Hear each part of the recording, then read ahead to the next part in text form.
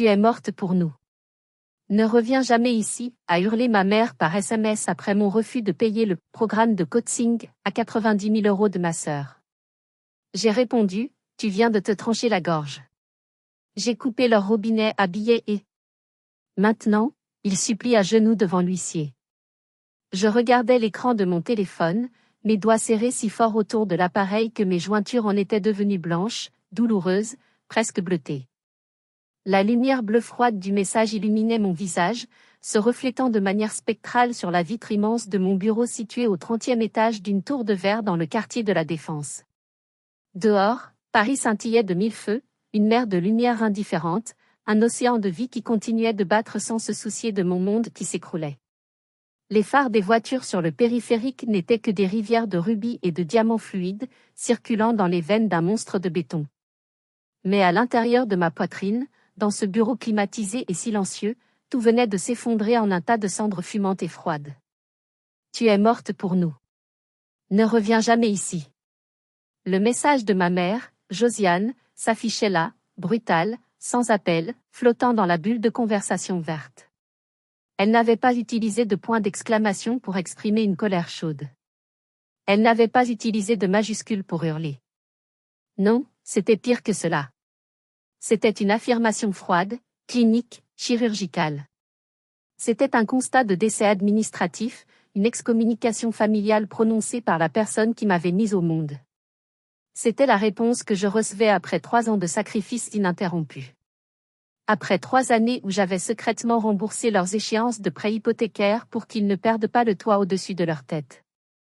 Après avoir réglé, sans jamais poser de questions, les factures médicales exorbitantes de mon père pour des traitements que la sécurité sociale ne couvrait pas entièrement. Après avoir injecté des milliers d'euros pour financer le mode de vie illusoire, superficiel et totalement déconnecté de la réalité de ma sœur aînée. C'était la réponse que je recevais pour avoir dit non, une seule et unique fois dans ma vie d'adulte. Parfois, je me demande si ce n'est pas ma générosité qui a créé ce monstre. Si, à force de donner, je ne les ai pas habitués à me dévorer. Mais avant de vous raconter comment j'ai répondu à ce message fatidique, et comment je leur ai fait regretter amèrement chaque lettre qu'ils ont tapée ce soir-là, j'aimerais savoir qui est avec moi ce soir. Dites-moi dans les commentaires, depuis quelle ville ou quel pays suivez-vous cette histoire? Et quelle heure est-il chez vous en ce moment? J'adore voir à quel point notre communauté est grande et solidaire face à ces épreuves. Je m'appelle Clarisse. J'ai 30 ans et je suis auditrice financière senior. Je travaille pour l'un des Big Four, ces cabinets d'audit gigantesques qui dominent le monde de la finance. Mon métier, ma spécialité, c'est de trouver les erreurs, les fraudes, les mensonges dissimulés dans les bilans comptables des grandes entreprises multinationales. On me paie très cher pour avoir l'œil acéré, pour voir ce que les autres essaient désespérément de cacher sous des couches de chiffres. Mes collègues disent souvent de moi que je suis froide, calculatrice, excessivement rationnelle, presque robotique. C'est peut-être vrai. Mais ce qu'ils ignorent, c'est que cette rationalité est la seule armure que j'ai trouvée pour survivre à ma propre famille. J'ai grandi loin de ces tours de verre, à Sarlat-la-Canéda, au cœur du Périgord noir. C'est une région magnifique, célèbre pour ses châteaux médiévaux, ses grottes préhistoriques et surtout, ses fermes d'élevage d'oies et son foie gras. Mes parents, Raymond et Josiane, possèdent une petite ferme artisanale transmise de génération en génération. Pour les touristes qui passent l'été, c'est une carte postale bucolique. Mais la réalité de mon enfance n'avait rien de romantique. C'était le bruit incessant des disputes d'argent à la table de la cuisine. C'était l'odeur de l'humidité dans les murs en pierre mal isolée. C'étaient les machines agricoles qui tombaient en panne au pire moment et les dettes bancaires qui planaient au-dessus de notre toit comme une lame de guillotine prête à tomber. J'ai une sœur aînée, Nadège, de 3 ans mon aînée. Nadège a toujours été la princesse, le soleil autour duquel gravitait notre famille. Elle était plus jolie, plus extravertie, plus charmeuse, et surtout, totalement incapable d'assumer la moindre responsabilité. Depuis ma plus tendre enfance, mes parents m'ont martelé le même refrain, comme un mantra toxique. Clarisse, tu es la plus intelligente, tu es la forte, tu dois céder à ta sœur. Nadège est fragile, elle est sensible, ne la contrarie pas. Et j'y ai cru. J'ai cru que c'était ma mission sacrée de porter cette famille à bout de bras. Il y a 7 ans, quand j'ai quitté Sarlat pour venir étudier et travailler à Paris, j'ai emporté avec moi une culpabilité écrasante. Je me sentais comme un déserteur abandonnant des soldats blessés sur le champ de bataille. Je laissais derrière moi des parents vieillissants et une sœur, fragile, dans une ferme en difficulté. C'est cette culpabilité qui m'a transformé, petit à petit, virement après virement, en un distributeur automatique de billets humains. Ces 3 dernières années, depuis que j'ai été promu et que mon salaire m'a placé dans les 5% des revenus les plus élevés de France, j'ai envoyé religieusement 2 000 € par mois à mes parents. J'ai payé 15 000 € pour refaire la toiture de la grange qui prenait l'eau et menaçait de s'effondrer sur le bétail. J'ai acheté une voiture neuve, une Mini Cooper, à Nadège pour qu'elle puisse chercher du travail, bien qu'elle n'ait jamais gardé un emploi plus de 3 mois. J'ai même signé le bail d'un studio coûteux à Paris pour Nadège quand elle a décidé de monter à la capitale pour devenir influenceuse. Je pensais être une fille modèle. Je pensais que mes sacrifices achetaient leur amour, ou au moins leur tranquillité. Je pensais bâtir des ponts avec mes billets de banque. Mais je me trompais lourdement. La vérité, aussi laide et tranchante qu'un éclair de verre, ne m'est apparue que l'été dernier, lors d'une conversation que je n'aurais jamais dû entendre. C'est là que la première fissure est apparue, celle qui allait finir par faire exploser le barrage. C'était un après-midi de juillet, lourd, orageux et étouffant à Sarlat. L'odeur de l'herbe coupée se mêlait aux effluves lourds de graisse d'oie grillée qui émanaient du barbecue dans le jardin. J'avais conduit 6 heures depuis Paris, bravant les embouteillages du départ en vacances, le coffre de ma voiture rempli de cadeaux, des caisses de vin de Bordeaux millésimées pour mon père, des coffrets de crème de luxe pour ma mère, et des vêtements de créateurs parisiens pour Nadège. Je revenais toujours les mains pleines, comme pour m'excuser d'avoir réussi ma vie loin d'eux, comme pour payer une taxe sur ma réussite. Nous avions organisé un petit barbecue dans le jardin, invitant quelques voisins historiques, dont Monsieur et Madame Dubois. Le repas s'était déroulé dans une ambiance que je croyais chaleureuse, rythmée par le chant des cigales. Nadège était assise là, sur la chaise longue la plus confortable, ne levant pas les yeux de son téléphone, trop occupée à poster des photos de son nouveau sac à main, celui que je venais de lui offrir avec des légendes sur sa vie de rêve et son succès. Mes parents riaient fort, le visage rougi par le vin et la chaleur de l'été. Une fois le repas terminé, un vieux réflexe conditionné de mon enfance a pris le dessus.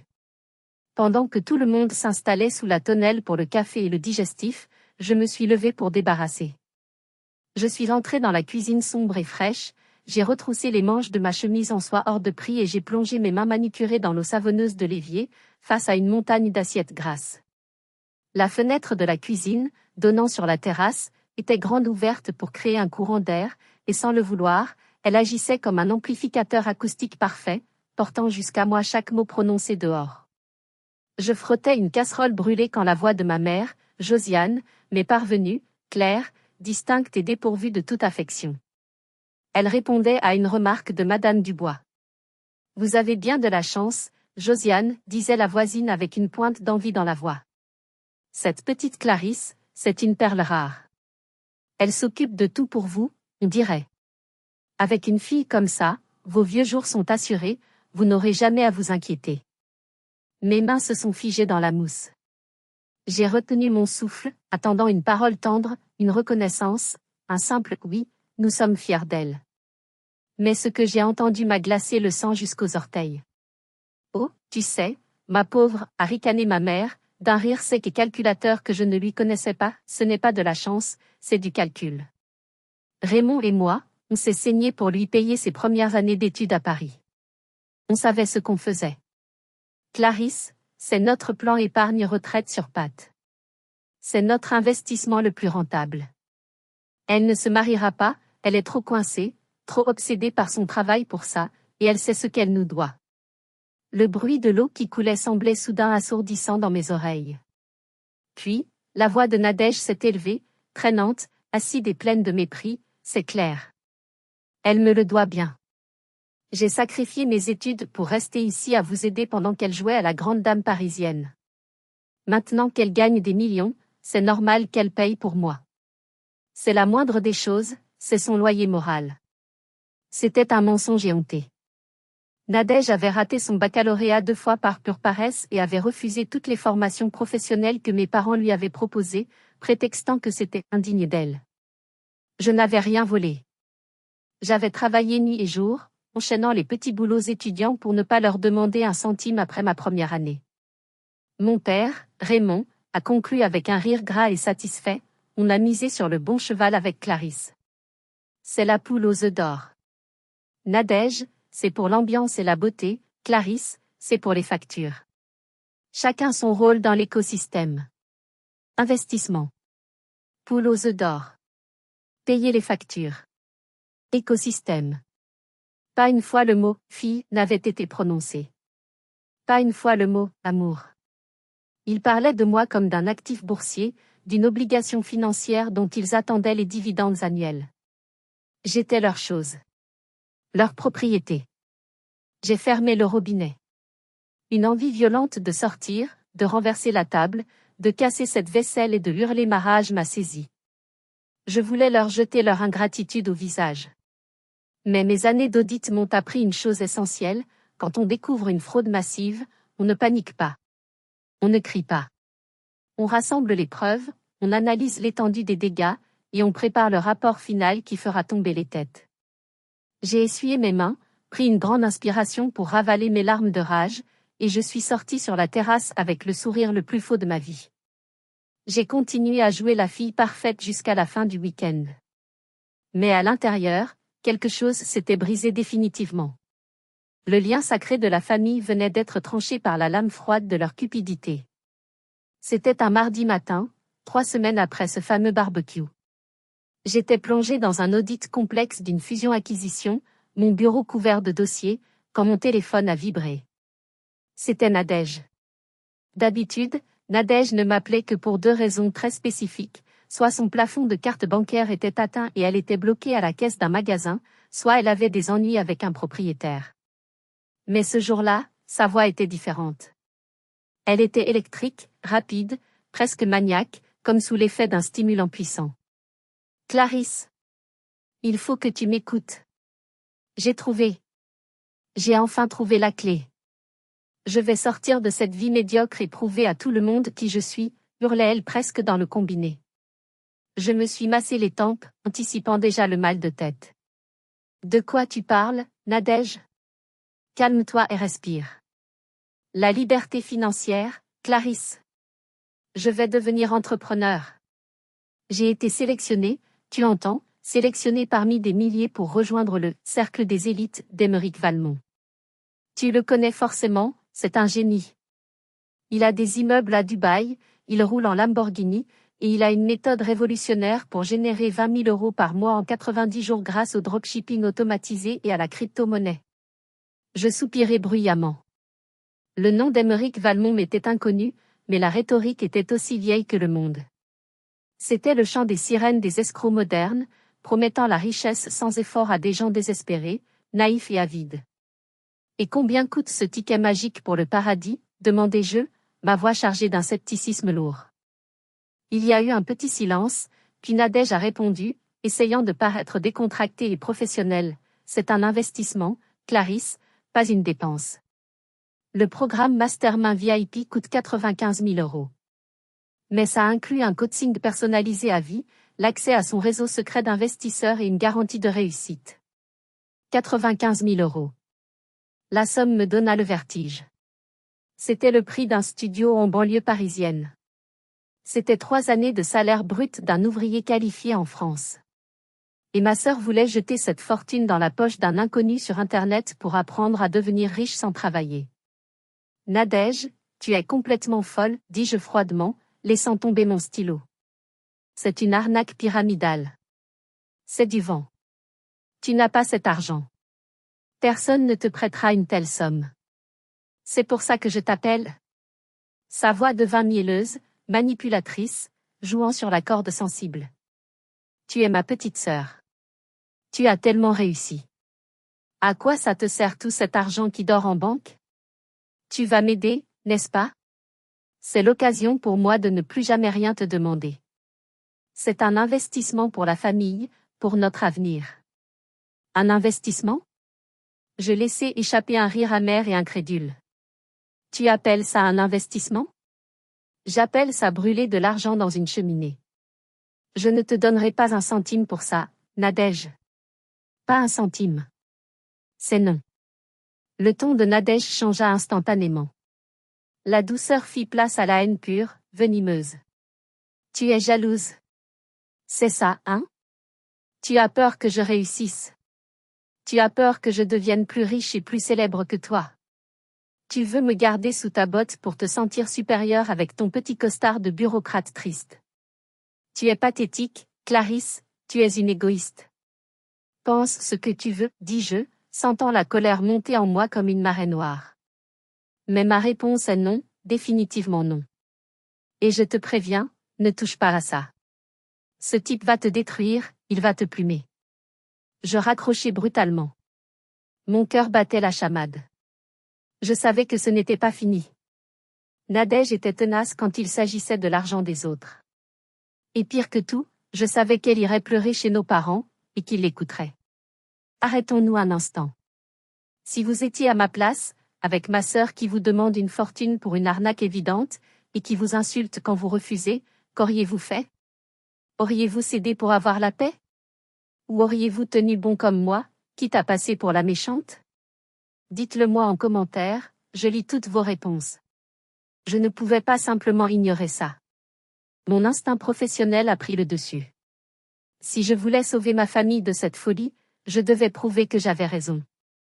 Je devais auditer ce Émeric Valmont comme s'il était une entreprise corrompue que je devais démanteler. En tant qu'auditrice financière, j'ai accès à des outils, des bases de données et des réseaux que le grand public ignore totalement. Je sais comment suivre les traces numériques, comment vérifier les immatriculations de sociétés écrans, et comment débusquer les mensonges derrière les façades brillantes des réseaux sociaux. Je commençai par le nom, Émeric Valmont. Première découverte immédiate, ce n'était qu'un nom de scène. Son vrai nom était Jean-Paul Giraud. Et Jean-Paul Giraud avait un casier judiciaire long comme le bras.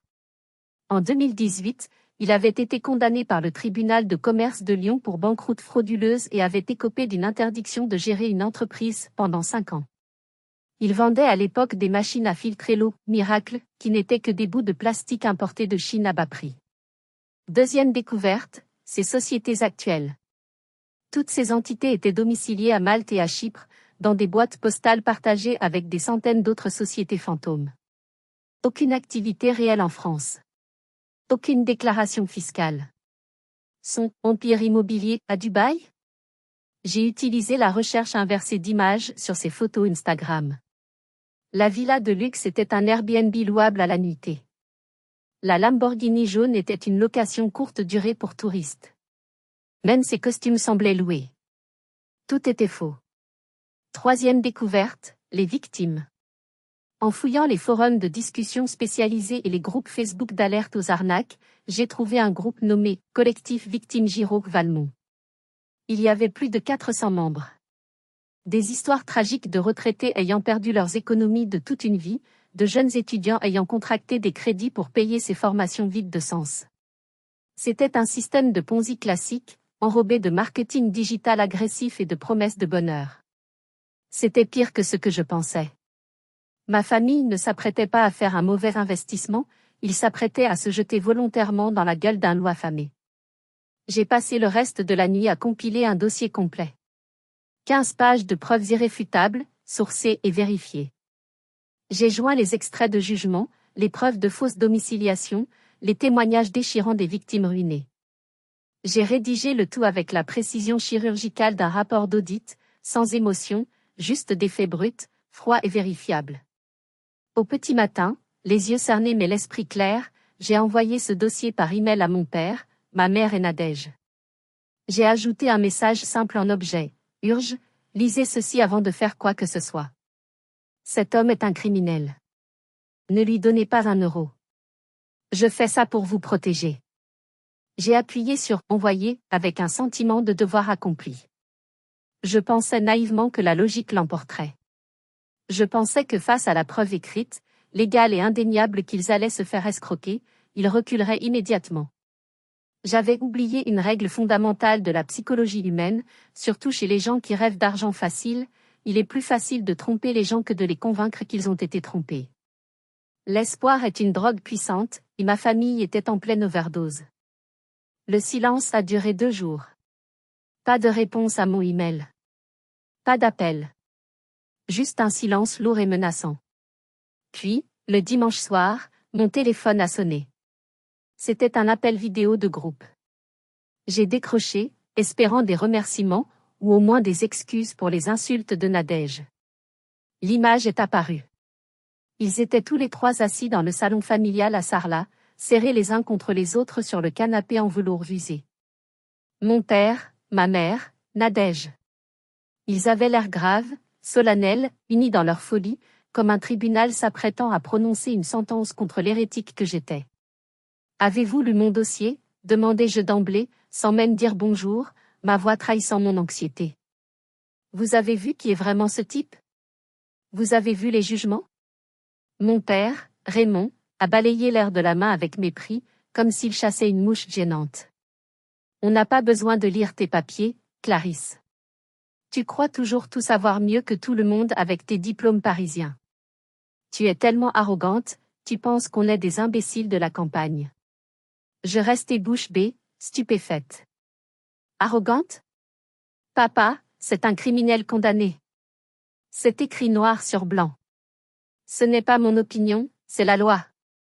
Nadège prit la parole, le menton levé, défiante, un sourire en coin. Émeric nous a tout expliqué.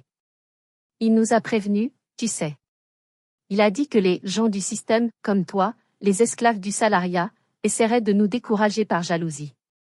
Il a dit que son casier judiciaire était une machination des banques qui ont peur de ses méthodes révolutionnaires. Tu es juste un pion du système, Clarisse, une marionnette. Un pion du système. J'ai failli rire de désespoir face à tant d'aveuglement. Ma mère, Josiane, se pencha vers la caméra. Son regard était dur, dépourvu de toute chaleur maternelle. Nous ne t'avons pas appelé pour débattre, Clarisse. Nous t'avons appelé pour t'informer de la situation. Nous avons déjà versé la compte. Mon sang se glaça instantanément. Quoi ? Quel acompte ? Vous n'avez pas d'argent. Les comptes de la ferme sont à sec. Nous avons trouvé une solution, dit mon père, évitant mon regard, fixant ses chaussures. Nous avons emprunté 20 000 € à une société de crédit privé pour bloquer la place de Nadège avant qu'il n'y en ait plus. Un crédit privé ? Ma voix monta dans les aigus, frôlant l'hystérie. À quel taux ? Papa, les banques ne vous prêtent plus rien, qui vous a prêté ça ? Ce n'est pas tes oignons, coupa ma mère sèchement. Le fait est que nous avons versé 20 000 €. Mais le contrat stipule que nous devons verser le solde, soit 75 000 €, sous 7 jours. Sinon, nous perdons la compte. C'est non remboursable. Et alors, dis-je, sentant la panique monter, comprenant qu'il s'était fait piéger. Perdez la compte. C'est une leçon à 20 000 €, mais c'est mieux que de perdre 95 000 €. Ce n'est pas si simple, murmura mon père, sa voix tremblante pour la première fois. Pour obtenir ce prêt rapide sans justificatif, nous avons dû donner une garantie solide. Je l'ai regardé, horrifié, comprenant soudainement l'ampleur du désastre. Qu'est-ce que vous avez donné en garantie, chuchotai-je. La ferme, chuchota Nadège, presque triomphante. Et la maison. Tout le domaine. Le silence qui suivit fut assourdissant. Ils avaient hypothéqué la maison de famille. La ferme de mes grands-parents. Le seul toit qu'ils avaient au-dessus de leur tête. Ils l'avaient mis en gage auprès d'usuriers pour payer l'acompte d'une arnaque évidente. Vous êtes complètement fou, soufflai-je.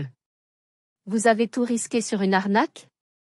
C'est là que tu interviens, déclara ma mère avec un aplomb terrifiant, comme si tout cela était logique. Nous savions que tu ne laisserais jamais tes parents à la rue. Tu as de l'argent, Clarisse. 75 000 €, ce n'est rien pour toi, c'est quelques mois de salaire. Tu vas payer le solde. Comme ça, Nadège pourra faire sa formation, elle deviendra riche, et elle remboursera tout. C'est un plan parfait. J'ai compris à cet instant précis qu'il m'avait piégé. Ils avaient créé une situation de crise mortelle, la perte potentielle de la maison, en partant du principe absolu que je serais obligé de les sauver par devoir filial. Ils utilisaient leur propre toit comme otage pour me forcer à payer. C'était du chantage affectif pur et dur. C'était une prise d'otage financière. Nadège sourit, un sourire suffisant et toxique. J'ai dit à Émeric que ma sœur était directrice financière à Paris et qu'elle se portait garante. Il était très impressionné par ton profil LinkedIn. Ne me fais pas honte, Clarisse. C'était le coup de grâce. Ils m'avaient vendu. Ils avaient utilisé mon nom, ma réputation, mon travail acharné comme caution pour leur folie. L'escroc savait que j'existais, il savait que j'avais de l'argent. Je les regardais, ces trois visages qui m'étaient si familiers, et je ne ressentis plus rien. Plus de culpabilité. Plus d'amour. Plus de devoir. Juste un vide immense et froid. Le lien était rompu. Il venait de détruire tout ce qui restait de notre famille. Je pris une grande inspiration, sentant l'air climatisé de mon appartement parisien remplir mes poumons. C'était le moment de vérité, le moment où je devais choisir entre ma survie et leur folie. Non, dis-je. Le mot tomba comme un coup près, tranchant l'air lourd de la conversation. Le sourire de Nadège s'effaça instantanément. Les yeux de ma mère s'écarquillèrent de stupeur. Pardon, dit mon père, comme s'il avait mal entendu. J'ai dit non. Je ne paierai pas 75 000 €. Je ne paierai pas un centime. Vous avez hypothéqué la maison sans me consulter, derrière mon dos. Vous avez ignoré mes avertissements et mes preuves. C'est votre décision, c'est votre conséquence. Débrouillez-vous. Tu ne peux pas faire ça, hurla ma mère, se levant d'un bond. Ils vont prendre la maison. Tu veux nous voir à la rue à notre âge? Tu veux tuer ton père? Tu es un monstre. Je ne tue personne, répondis-je calmement, étonné par ma propre froideur. Vous vous êtes mis la corde au cou tout seul. Je refuse de financer votre suicide financier. Je refuse de payer la rançon. Nadège se leva aussi, renversant sa chaise. Son visage était déformé par la haine. Je le savais. Tu es une salope jalouse. Tu veux me voir échouer. Tu ne supportes pas que je puisse réussir sans toi. Tu veux que je sois ton esclave. Tu es toxique, Clarisse, tu es le poison de cette famille. Je suis toxique? Je laissai échapper un rire nerveux, hystérique. Je suis celle qui paie vos factures depuis 3 ans. Je suis celle qui a payé ton loyer, ta voiture, tes vêtements. C'est fini, Nadège. Le robinet est fermé. Définitivement. Si tu ne paies pas, tu n'es plus ma fille, cracha mon père, rouge de colère, le visage bouffi. On t'a tout donné. On s'est sacrifié pour toi. On t'a nourri, logé. Vous m'avez donné la vie, et je vous en remercie, dis-je, ma voix tremblant légèrement mais restant ferme comme de l'acier. Mais je vous ai remboursé. J'ai fait le calcul hier soir. En 3 ans, je vous ai donné plus que ce que vous avez dépensé pour moi en 20 ans. Nous sommes quittes. La dette est effacée. Tu es une ingrate, cria ma mère, les yeux exorbités. Une sans-cœur. Je te maudis, Clarisse. Je regrette le jour où tu es née. Tu n'es qu'une erreur. Ces mots m'ont transpercé comme des balles, mais étrangement, ils ne m'ont pas tué. Ils m'ont libéré. Ils ont coupé les dernières chaînes de la culpabilité. Au revoir, dis-je simplement. Et j'ai coupé la communication. L'écran est devenu noir. Le silence est retombé dans mon appartement. Mes mains tremblaient violemment, mais je me sentais légère, comme si un poids de 100 tonnes venait d'être levé de mes épaules. 5 minutes plus tard, mon téléphone a vibré. Le message est arrivé. Tu es morte pour nous. Ne reviens jamais ici. Je l'ai relu. 1 fois. 2 fois. Si j'étais morte pour eux, alors mes obligations l'étaient aussi. Les morts ne paient pas de loyer.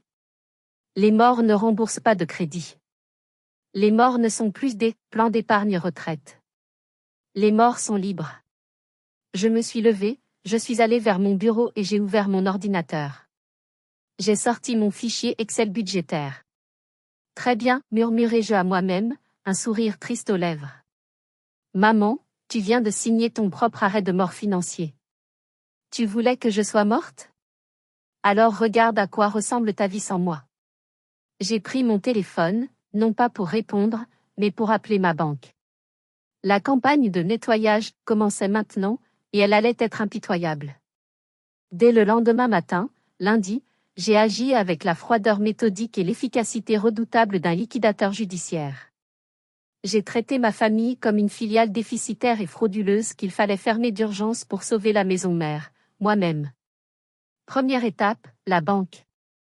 J'ai appelé mon conseiller, Pierre, dès l'ouverture de l'agence. Bonjour Pierre. Je veux annuler tous les virements permanents vers le compte de Monsieur et Madame Raymond à Sarlat. Immédiatement. Sans délai. Tous, Mademoiselle Clarisse? Même celui pour l'assurance santé complémentaire de votre père, demanda-t-il, surpris par ma tonalité. Absolument tous.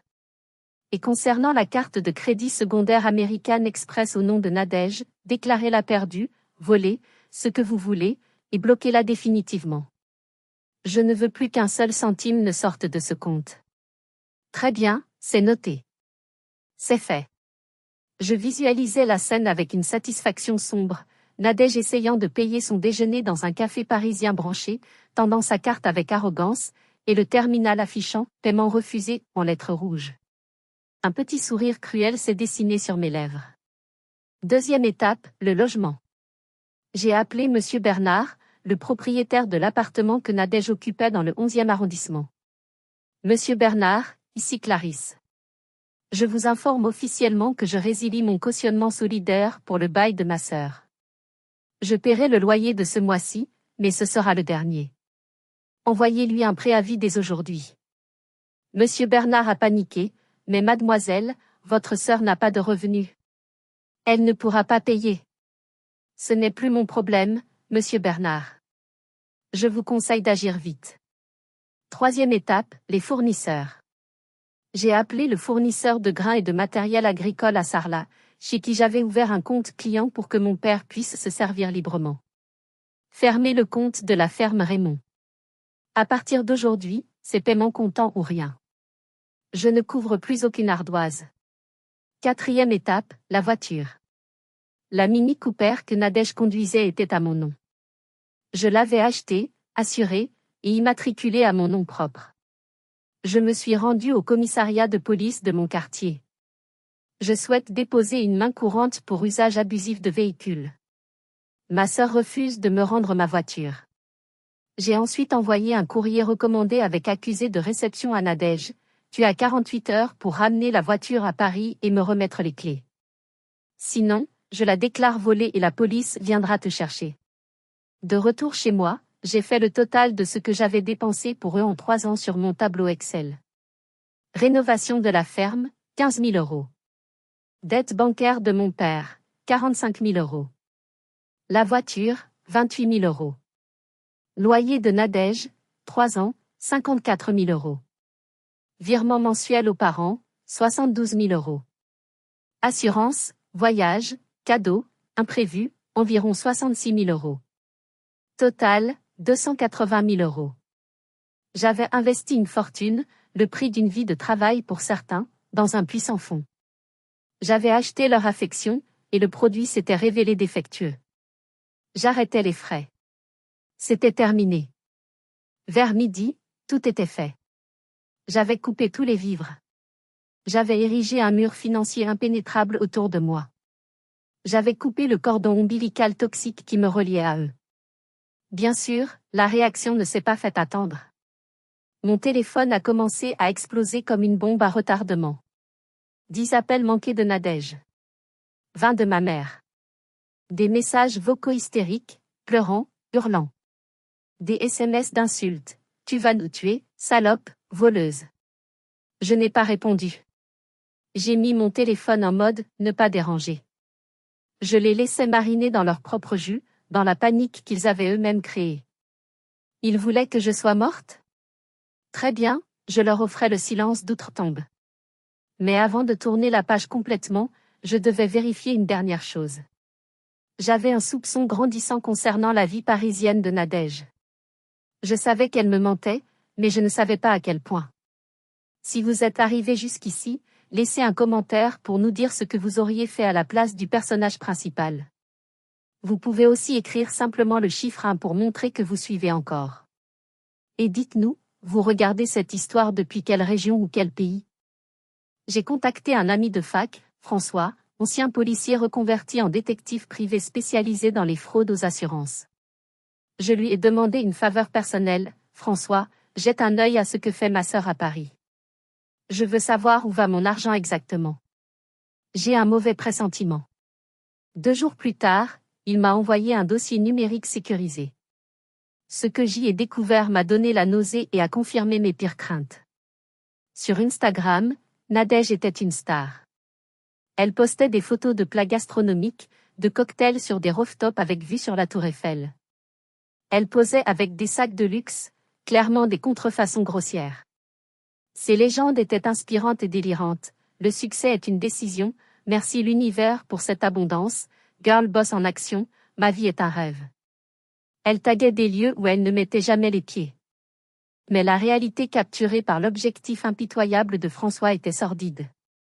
Nadège ne vivait plus dans l'appartement du 11e arrondissement depuis 2 mois.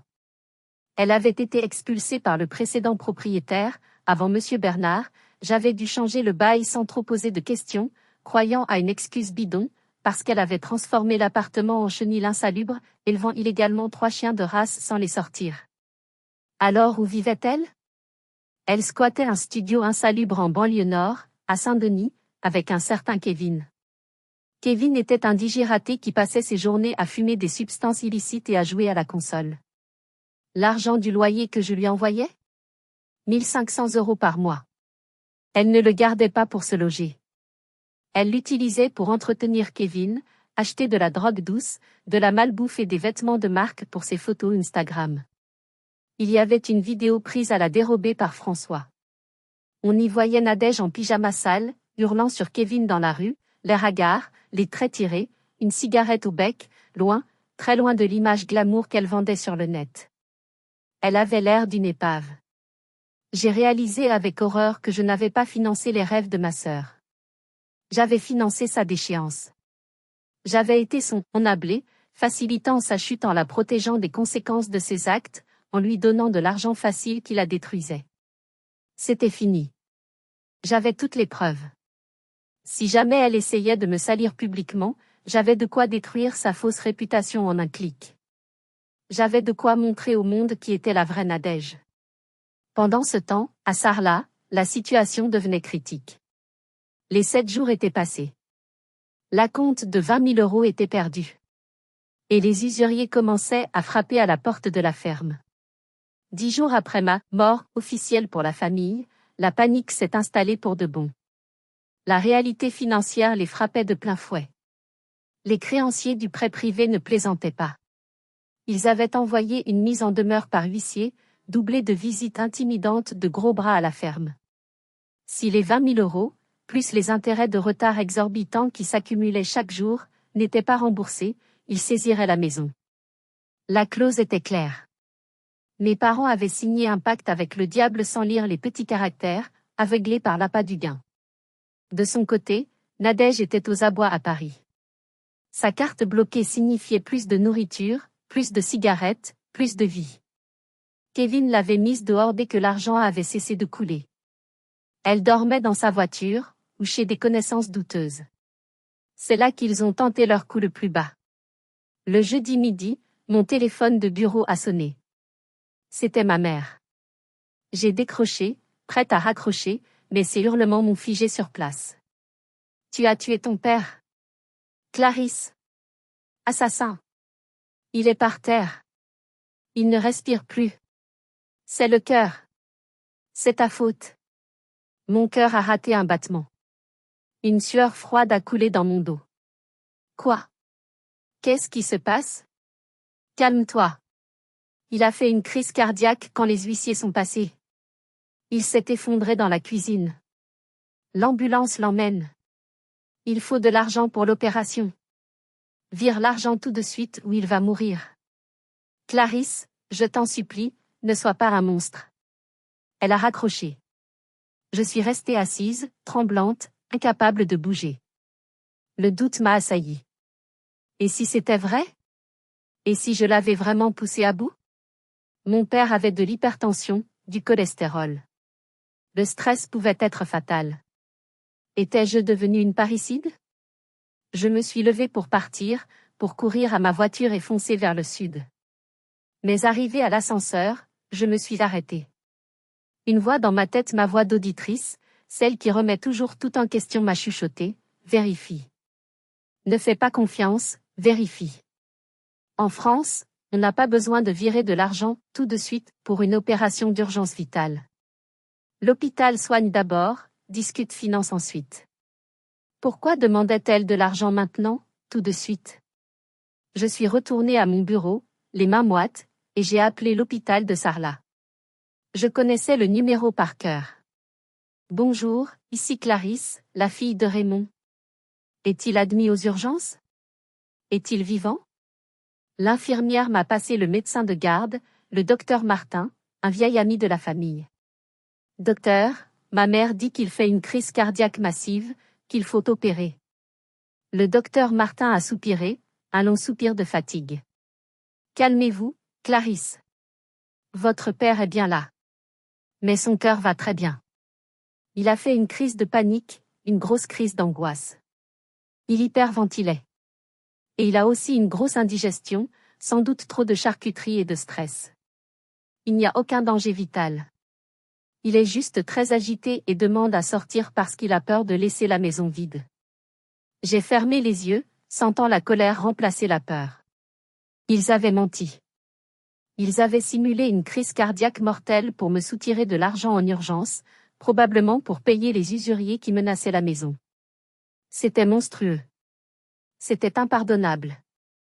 J'ai envoyé un SMS à ma mère, j'ai eu le docteur Martin. Il dit que le cœur de papa va très bien et qu'il a juste besoin de se calmer et de manger moins gras. Belle tentative.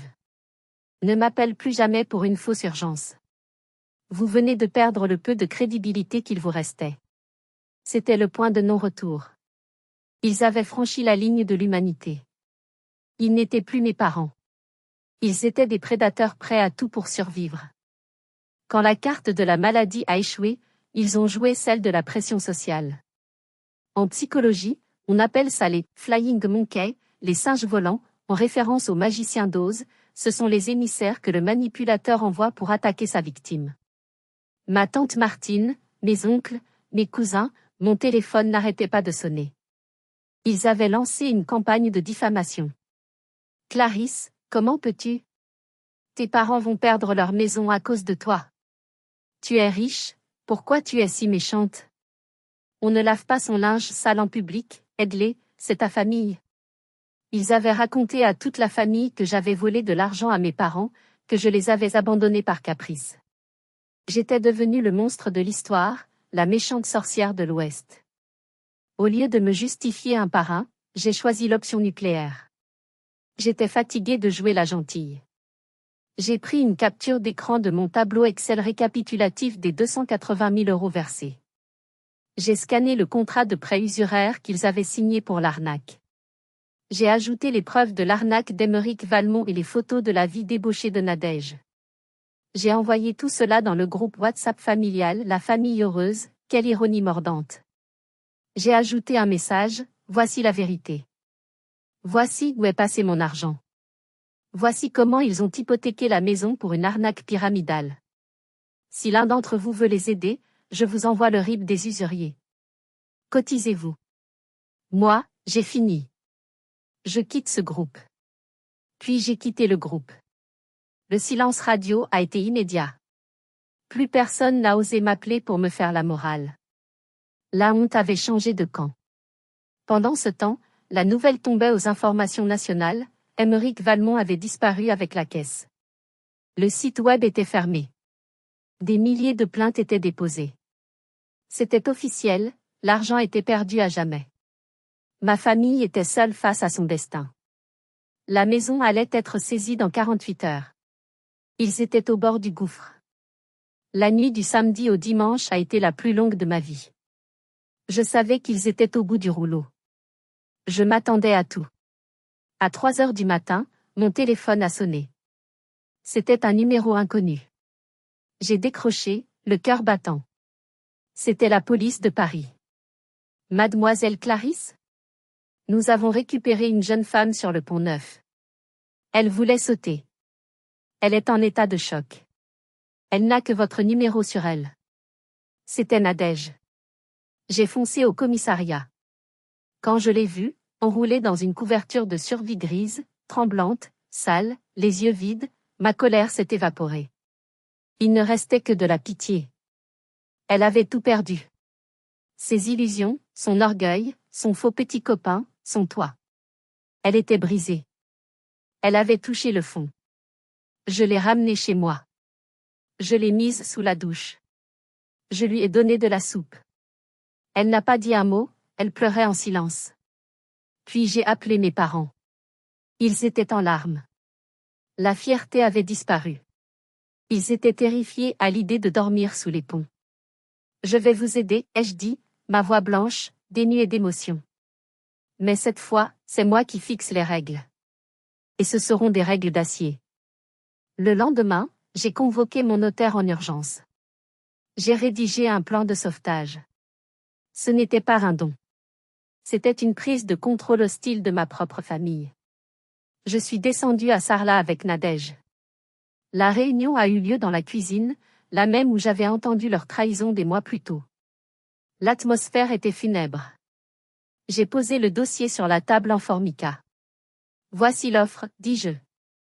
Je paie les usuriers. Je rembourse le prêt. Je sauve la maison. Je règle tout. Mais, je les ai regardés dans les yeux, un par un. Ils baissaient le regard. Premièrement, la maison et la ferme deviennent ma propriété exclusive. Vous me signez l'acte de vente aujourd'hui.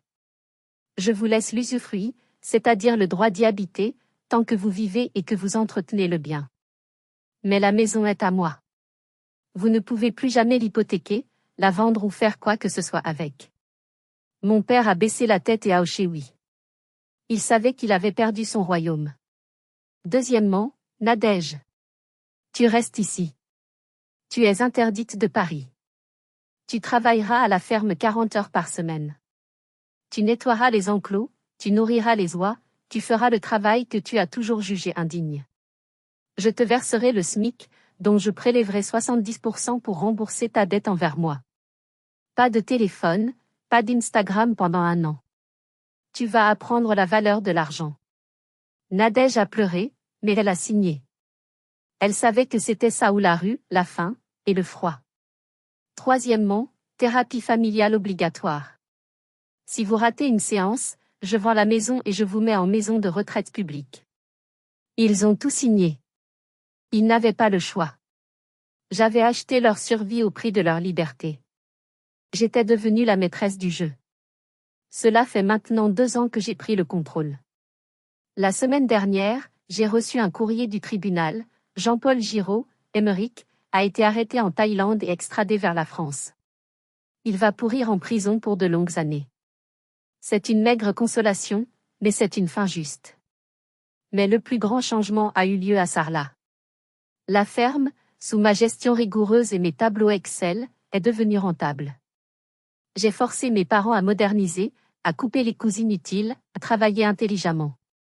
Ils travaillent dur, mais ils dorment tranquilles, sans dette. Ils ont perdu leur arrogance, remplacée par une sorte de respect craintif et admiratif envers moi. Ils ne me demandent plus jamais d'argent. Ils me demandent des conseils. Nadège est méconnaissable. Le travail physique l'a transformée. Elle a perdu ses faux ongles et ses manières de diva parisienne. Elle a les mains calleuses, le visage bruni par le soleil du Périgord. Elle a découvert qu'elle aimait cuisiner. Elle fabrique maintenant des conserves artisanales qui se vendent très bien sur les marchés locaux. Elle a l'air apaisée. Elle ne m'a pas encore remboursé toute sa dette, mais elle paie chaque mois, sans faute, avec fierté. L'autre jour, elle m'a dit, les larmes aux yeux, tu m'as sauvé la vie en étant dure avec moi. Merci, petite sœur. Je ne suis plus la fille ingrate. Je suis la patronne. Ce n'est pas la relation chaleureuse et tendre dont je rêvais enfant, mais c'est une relation saine, basée sur la réalité et le respect des limites. J'ai appris que l'amour ne suffit pas. Parfois, il faut de la force. Parfois, il faut laisser les gens toucher le fond pour qu'ils puissent remonter. J'ai dû tuer l'ancienne Clarisse, celle qui voulait plaire à tout prix, pour devenir la femme forte qui pouvait sauver sa famille malgré elle. Voilà mon histoire.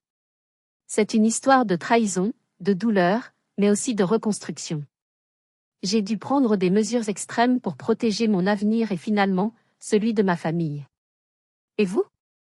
Pensez-vous que j'ai été trop dur en prenant la maison et en forçant ma sœur à travailler? Ou est-ce que c'était la seule solution pour les sauver d'eux-mêmes? Si cette histoire vous a touché, n'oubliez pas de mettre un j'aime. Partagez votre propre expérience avec des proches toxiques ou des problèmes d'argent en famille dans les commentaires. J'aimerais vraiment vous lire. Et surtout, abonnez-vous pour ne pas rater les prochaines histoires de résilience et de justice. Merci de m'avoir écouté. Prenez soin de vous, et n'oubliez jamais, votre première obligation est envers vous-même.